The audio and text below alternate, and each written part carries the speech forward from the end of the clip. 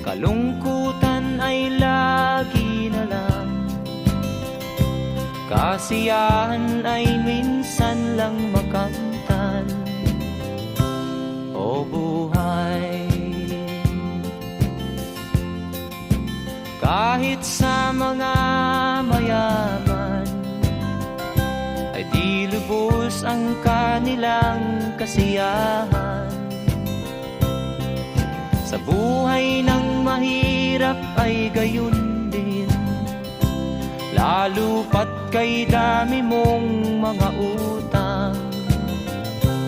O buhay,